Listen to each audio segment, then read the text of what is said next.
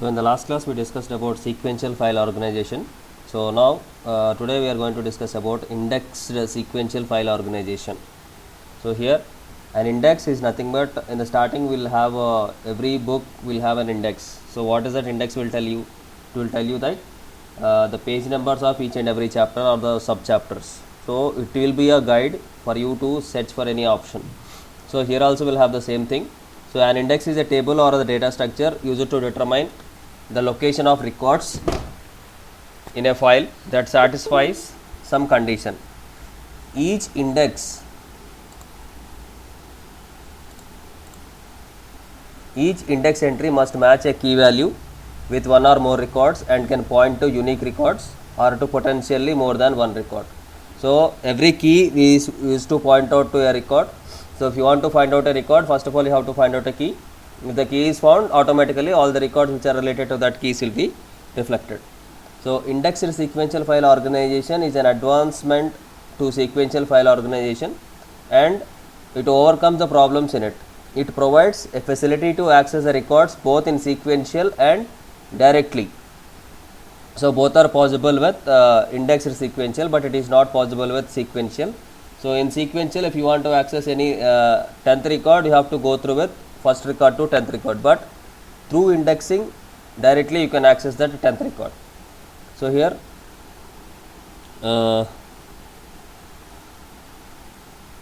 if any record has to be retrieved, first a pointer connects to the index file and it compares the sets key value, which is if it is highest then the sets key value in the index table. If a sets key value is less than the highest key in an index, then the cylinder addresses is fetched and a linear search is performed to retrieve the record. The process is applicable even to delete and update records.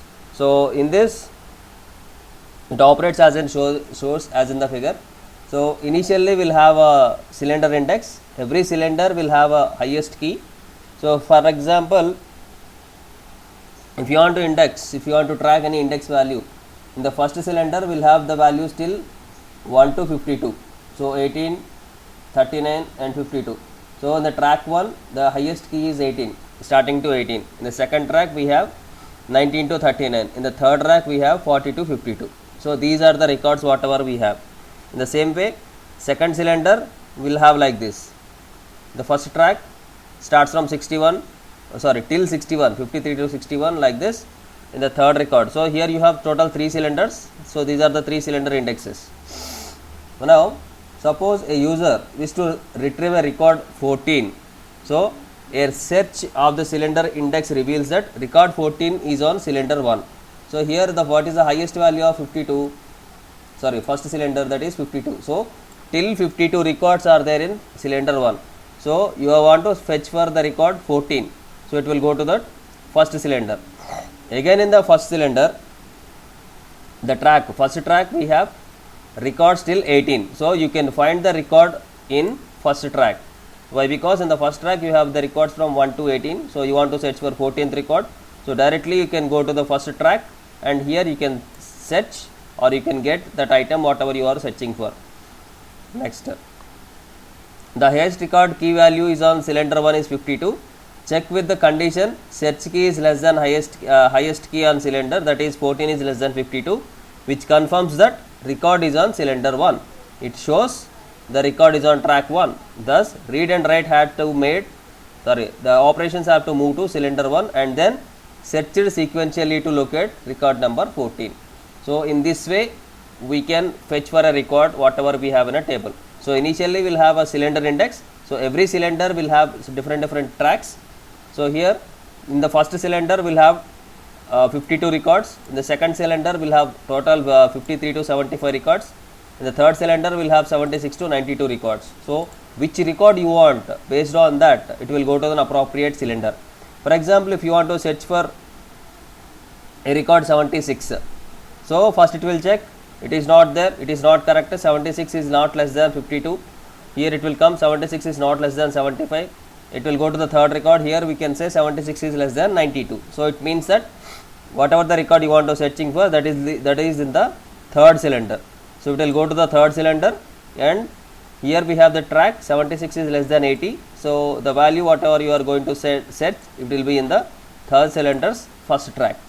So this is about the data whatever you have to set. So in the track 1 you can find that values. Then what are the advantages of this cylinders? So since each record has its data block address, searching for a record in larger database is easy and quick. There is no extra effort to search records, but proper primary key has to be selected to make ISAM efficient. So we need to go with the proper primary keys. If you have proper primary keys, then it is not possible, it is not impossible to search for a specific record with a less time, within a less time. What are the disadvantages we have here? It is a time consuming, since first it has to search for index, then it has to search for the block and all the things. So that's why they will say that it is time consuming.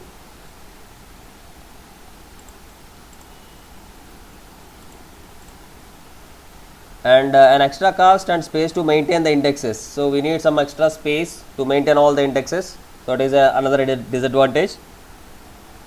When a record is deleted, its space has to be released, or else performance of the database will slow down. So whenever you are deleting a record, whenever a record is deleted, its space has been released, or else performance of the database will be slowed down. Okay. So that is about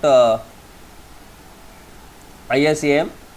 The next one is hash file organization. So here what we have here, in hash file organization method, a record is accessed only using direct access method. The records can be either in sequential or non-sequential. In this order, a record is retrieved directly by pointing the desired record, where moving around the file is avoided. This method can also be called direct file organization. There are two types of functions. One is static hash function, another one is dynamic hash function. So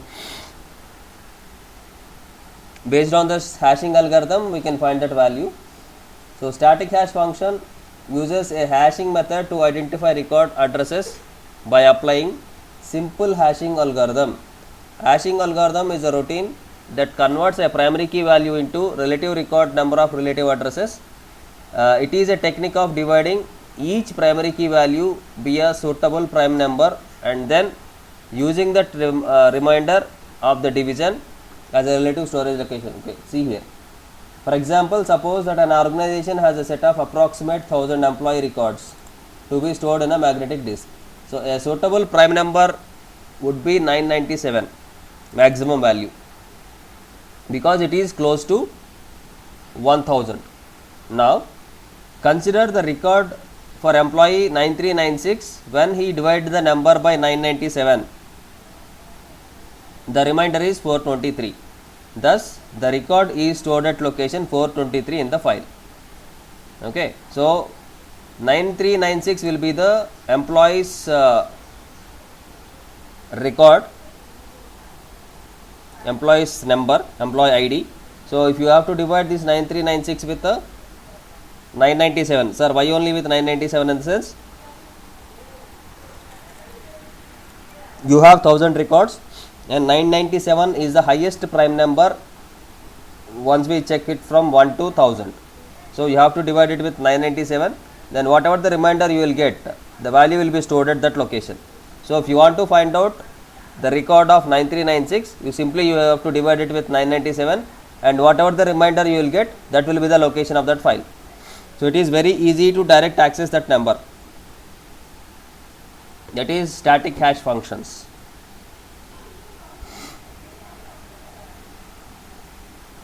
So for this, 423 is a relative address that will be stored in this R4. What are the advantages here? Linear search is avoided. It uses only direct access. Fast access in retrieval of records. Indexing a file is eliminated. So here indexing, whatever we have seen in the last example, that will be eliminated in this one. So we don't require any extra space to store all the index numbers or index values, etc., etc. That is about static hashing techniques. So I'll explain you this once again.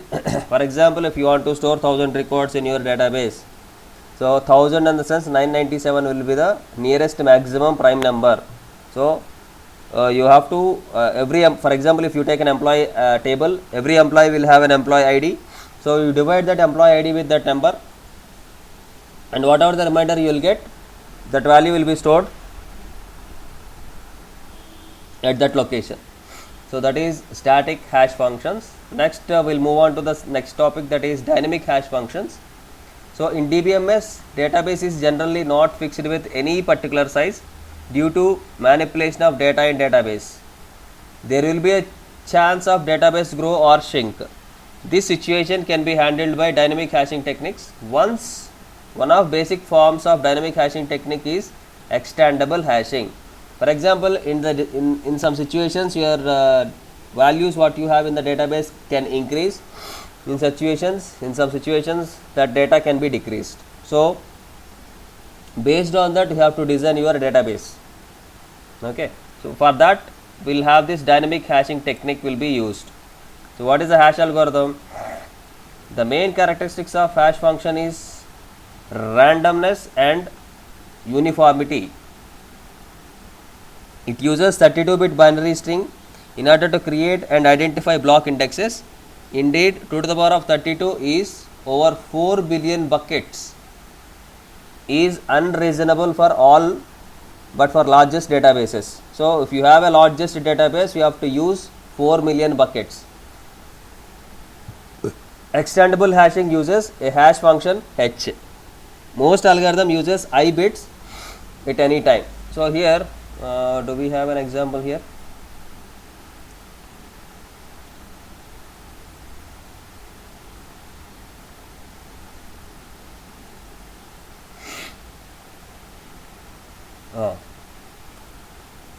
For example, there are 3 records D1, D2 and D3. The hash function generates 3 addresses 1001, 0101, 1010. This method of storing considers only part of this address, especially only first 1 bit to store data. So first 1 bit, it tries to load 3 of them at address 0 and 1.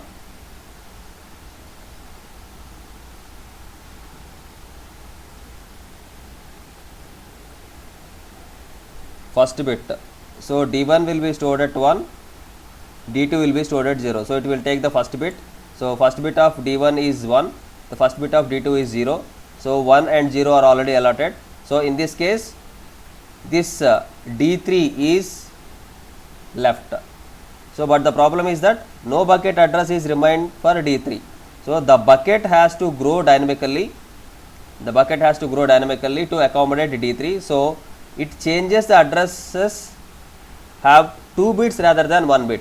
So initially instead of taking 1 bit, so it will take 2 bits. So first value will be at 10, second value will be at 01, third value will be at 10, 01, 10, 11. So here instead of taking only 0 and 1, it will take 00, 10, 01, 11. So we have 4 bits here. So we can accommodate this D3 at 1, 1. Okay. So or else you can go through with like this. First bit you can go with 10, D2 you can go with 01. So D3 you can go with so here we have 2 10s, 10 and 10. So it will be a conflict. So I am going with 1, 1. So I can't assign same place for 2 addresses. That's why I am going with 1, 1. So completely it is a binary format, and we have different alternatives to arrange that. So initially we have, if you take only 1 bit, you will have only 0 and 1, will have only 2. If you take 2 bits combinations, so it can be 00, 01, 10, 11. So these are the 4 combinations. So based on that, depends on your requirement, your database will be increased or it will be decreased, depends on your requirement. So that's the thing we call it as dynamic hashing. So dynamically, if you want to increase the database, you can increase, or if you want to decrease the database, you can decrease the database to accommodate the appropriate records for the data whatever you have in the database. So this is dynamic hashing, and previously we have static hashing. So in today's class we have discussed two topics. They are ISAM. What is ISAM? ISAM in the sense indexed sequential file organization, file management, ISFM, sorry. Indexed sequential file organization. So here we'll have an index. Index is nothing but a starting table. So with the help of these indexes we can identify the record locations. So every index will have the cylinder addresses, and every cylinder will have different tracks. So based on that we can get the information in indexed file organization. Now second one we have discussed about hashed file organization. So here we can access to that record with the help of this static hash functions and dynamic hash functions. So with the help of these two things we can access particular data elements whatever we have in the database. So once we done with these two things, next topic we have is indexing.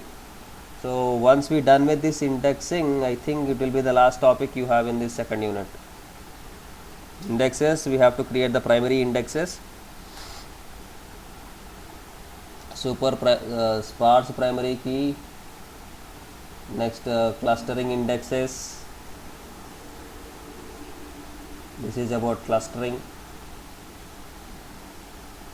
This is just like what we have seen, ISFM, indexed mapping.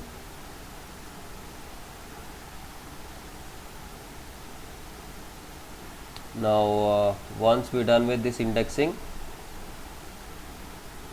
what will have more than this?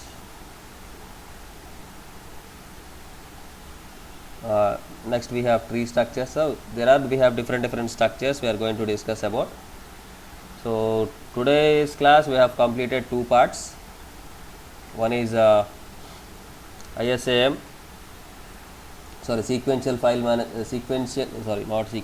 indexed file management.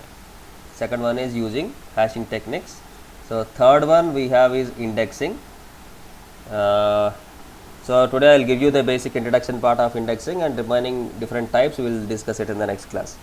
So indexing is a data structure technique which is used to speed up the retrieval of records from the database files. So indexes are used to quickly locate the data without having a linear search for the record. Indexing maintains two files, one for index and the other for the main data. In this, index file is stored in primary memory and the main file is stored in the secondary memory because it contains millions of records and occupies more memory space. So we can't store the complete data into the primary memory. That's why we'll store the entire data into the secondary memory, and we'll keep an index of that particular record in the primary memory. So primary memory will have basic index values, and secondary memory will have the entire addresses, entire database. Now this is the structure of that index. We'll have a search key and a pointer to the data file record. For example, it is smaller than the book's data. The content in it is sorted order. For example, an index for a database is like an index in a book. So just now what we have discussed in the previous examples. There are three types of indexes: primary index, clustering index and secondary index. Under primary index we have dense index and sparse indexes. So in the next class we will discuss about these primary indexes. What are primary indexes, how to gather the information through primary indexes we will see in the next class. Different indexes we will discuss. Okay, so that's all for today's class. Thank you.